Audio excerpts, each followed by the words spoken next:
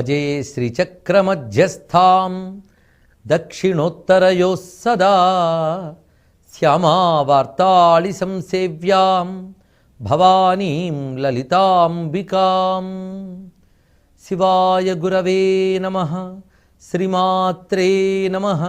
శ్రీ విష్ణురూపాయ నమః శివాయ. శ్రీలలితాంబికాయై నమః. ఈ స్వరూపాన్ని ప్రారంభించే ముందు శశాంకశేఖర ప్రాణవల్లభాయే నమో నమః, సదా పంచదశాత్మైక్య స్వరూపాయ నమో నమః అని చెప్పారు. ఇది శివునికి ప్రీతిపాత్రమైన రూపం అమ్మవారిది. పత్ని యొక్క సౌందర్యం ఎప్పుడు సార్థకం అంటే భర్తకు ప్రీతి కలిగించినప్పుడు. అలా శివునికి ప్రీతి కలిగించడమే అమ్మవారి యొక్క ఉనికి యొక్క ప్రయోజనము. శివునికి ప్రీతి కలిగిస్తుంటుంది శివానందమూర్తి అమ్మవారు. శివుని యొక్క ఆనందం అమ్మవారు, శివునికి ఆనందం కలిగించే స్వరూపం అమ్మవారు. అందుకే ఆ చిచ్చక్తి ఆనందరూపిణి. ఆనందరూపిణిని చెప్పడమే పరమేశ్వరునికి సైతము ఆనందం కలిగించేటంత ఆనందరూపిణి. పరమేశ్వరుడికి ఎవ్వరూ ఆనందం కలిగించక్కర్లే, ఆయన ఆనందమూర్తి, సచ్చిదానందమూర్తి. అలాంటి పరమాత్మకు ఆనందం కలిగిస్తోంది అంటే ఆయనలో ఉన్న సచ్చిదానంద లక్షణమే అమ్మవారు. ఈ స్వరూపం ఎక్కడ కూర్చున్నదయ్యా అంటే కైలాసంలో ఉందని చెప్పాం. కానీ ఇక్కడ 31వ నామంలో ఒక అద్భుతమైన మాట చూపిస్తున్నారు. అది కామకోటి మహాపద్మ పీఠస్థాయై నమో నమః. మనం ఇదివరకు నామాల్లో కాంచీపుర కామాక్షిని స్మరించుకున్నాం. ఎందుకు స్మరించుకున్నామనేది ఇప్పుడు తెలుస్తోంది మనకి. కామకోటి మహాపద్మ పీఠంపై కూర్చున్నది అని అర్థం. కామకోటి పీఠము అంటే కాంచీపుర కామాక్షీదేవి యొక్క క్షేత్రానికి, ఆ కాంచీ క్షేత్రానికి కామకోటి పీఠం అని పేరు. ఈ కామకోటి పీఠము అష్టాదశ శక్తిపీఠాల్లో ఒకటి. శక్తిపీఠం పేరు కామకోటి పీఠం, అంతేగాని ఇది పెట్టిన పీఠము కాదు. ఇది శక్తిపీఠము. ఆ శక్తిపీఠం పేరు కామకోటి పీఠము. ఇది యోగపరంగా చూస్తే మూలాధారం నుంచి మణిపూరం వరకు ఉన్నటువంటి యోగ భూమికయే కామకోటి పీఠం అని చెప్పబడుతున్నది. ఆ కామకోటి పీఠంలో అమ్మవారు ఉన్నారు. అక్కడ మహాబిలం ఉన్నది. అది మూలాధారం నుంచి వ్యాపించినటువంటి మహాబిలమే అక్కడ క్షేత్రంలో ఉన్నది. భారతీయ క్షేత్రాలన్నీ యోగ కేంద్రాలే. ఇది తెలుసుకోవాల్సిన ఒక రహస్యం. అందుకు కామకోటి మహాపద్మపీఠస్థాయే నమో నమః. కామకోటి మహాపద్మమే తన పీఠముగా చేసుకున్న తల్లి. కామకోటిలో మహాపద్మం ఉందిట. ఆ పద్మంపై కూర్చుంది కామాక్షిదేవి. ఆ కామాక్షిదేవియే లసన్మరకత స్వచ్ఛ విగ్రహ అయినటువంటి లలితాదేవి.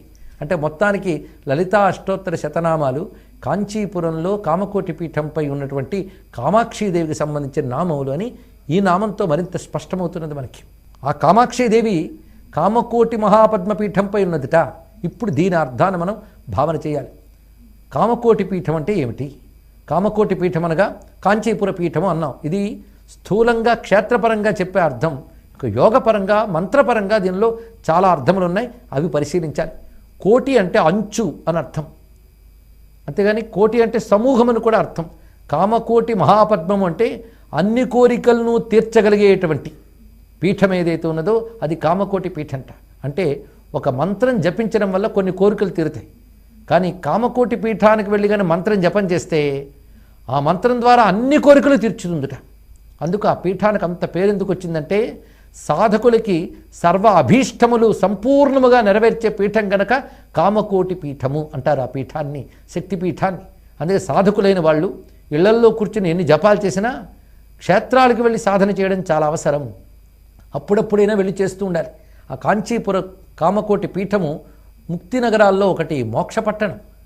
అందుకు అటువంటి ఆ కాంచీ నగరంలో అమ్మవారి పీఠం వద్ద సాధన చేసుకుంటే సర్వాభీష్టములు సిద్ధి జరుగుతాయి గనక దాని పేరు కామకోటి పీఠం. అది మహాపద్మము అంటే చక్కగా వికసించి ఉన్నది అనే భావనలో చూపిస్తున్నారు. ఇంకొక అర్థాన్ని మనం పరిశీలించినట్లయితే అమ్మవారు కామకోటి పీఠంలో ఉన్నట్ట. కోటి అంటే అంచు అని కూడా అర్థం ఉన్నది. కామము యొక్క అంచు, ధర్మ అర్థ కామ మోక్షములు 4 ఉన్నాయి. అందులో కామము యొక్క అంచు అంటే కోరికని దాటిన తర్వాత ఉన్నటువంటిదంటే మోక్షము అని అర్థం. కానీ కామకోటి అంటే మోక్షము. ఈ మోక్షం ఎలాంటిదంటే మహాపద్మం. అది మహాపద్మం అంటే సంపూర్ణంగా వికసించిన జ్ఞాన భూమిక, ఇది అర్థం. జ్ఞానానంద భూమికయే మోక్షం. ఆ మోక్షం అనే భూమికలో లభించేది ఆ పరబ్రహ్మ ప్రాప్తి. అందుకే మోక్ష భూమికలో ఉండే పరబ్రహ్మ స్వరూపిణి సచ్చిదానంద రూపిణి ఎవరో ఆ తల్లి కామకోటి మహాపద్మ పీఠస్థ అని చెప్పబడుతున్నది. ఇంత దివ్యమైన భావన ఇందులో కనిపిస్తున్నది. ఇలా 3 అర్థాలు ఇప్పుడు చెప్పుకున్నాం. ఇప్పుడు 4వ అర్థాన్ని కూడా పరిశీలించాలి. కామ కోటి మహాపద్మ. ఇక్కడ కామ అన్నప్పుడు శాస్త్రంలో మరొక అర్థం కనబడుతుంది. కశ్చ అశ్చ మశ్చ ఇది కామహ అని. అంటే కకార అకార మకారములు కలిపితే కామ అవుతున్నది. కకారం బ్రహ్మని తెలియజేస్తున్నది, అకారం విష్ణువుని తెలియజేస్తుంది, మకారం రుద్రుని తెలియజేస్తుంది. ఈ మూడు సృష్టి స్థితి లయల్ని తెలియజేస్తాయి. ఈ మూడు సత్వరజ స్తమో గుణాన్ని తెలియజేస్తాయి. ఆ మూడింటితోనే ప్రపంచం నడుస్తున్నది. అంటే కామ అంటే సృష్టి స్థితి లయలు, బ్రహ్మ విష్ణు రుద్రులు, సత్వరజ స్తమో గుణాలు, వీటికి ప్రతీక కామ అనేది. ఈ మూడు కూడా అమ్మ యొక్క శక్తి విశేషాలే. బ్రహ్మ యొక్క సృష్టి చేసే శక్తి, విష్ణువు యొక్క స్థితికారక శక్తి, రుద్రుని యొక్క లయకారక శక్తి కూడా అమ్మవారు. ఆ మూడు శక్తి స్వరూపాలే. ముగ్గురు అయ్యలలో ముగ్గురు అమ్మలుగా ఈ శక్తి ఉంటేనే ముగ్గురు అయ్యలు పనిచేయగలుగుతున్నారు.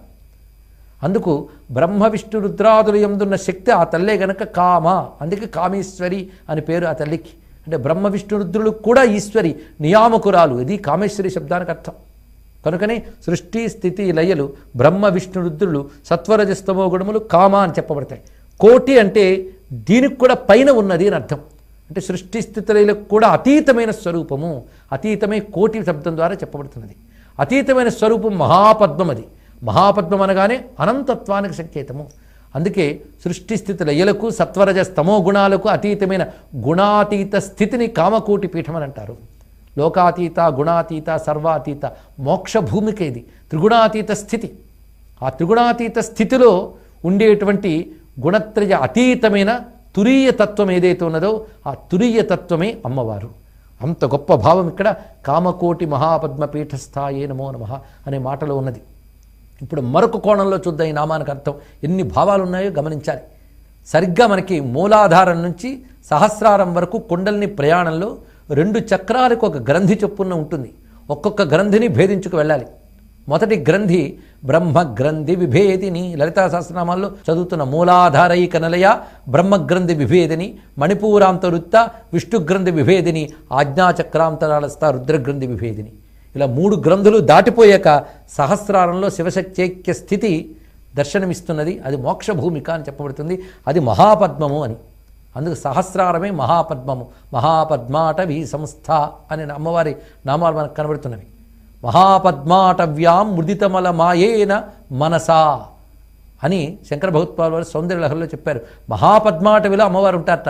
మహాపద్మం అంటే సహస్రార పద్మం. ఈ మహాపద్మం ఎక్కడుంది? కామకోటి, అదే మహాపద్మం. ఇప్పుడు కామ అన్నప్పుడు బ్రహ్మ విష్ణు రుద్ర అని చెప్పుకున్నాం కదా. మొదట బ్రహ్మగ్రంథి విభేదిని, ఇది కా. తర్వాత విష్ణుగ్రంథి విభేదిని, ఇది ఆ. తర్వాత రుద్రగ్రంథి విభేదిని ఆజ్ఞాచక్రాల దగ్గర, అది మా. కా ఆ మా అంటే బ్రహ్మగ్రంథి, విష్ణుగ్రంథి, రుద్రగ్రంథులు. ఈ మూడింటి యొక్క కోటి అంటే అంచు, అంటే వీటిని దాటిపోయిన తర్వాత ఉన్న మహాపద్మము. ఆ మహాపద్మ పీఠం లోపల అంటే సహస్రారంలో ఉన్నటువంటి తల్లియే కామకోటి మహాపద్మ పీఠస్థ అని చెప్పబడుతున్నది. ఇంత దివ్యార్థములు ఈ నామంలో ఉన్న. ఇది మహాశక్తివంతమైన నామం. అందుకే కామకోటి మహాపద్మ పీఠస్థాయే నమో నమః. సర్వం శ్రీ లలితా చరణారవిందార్పణమస్తు.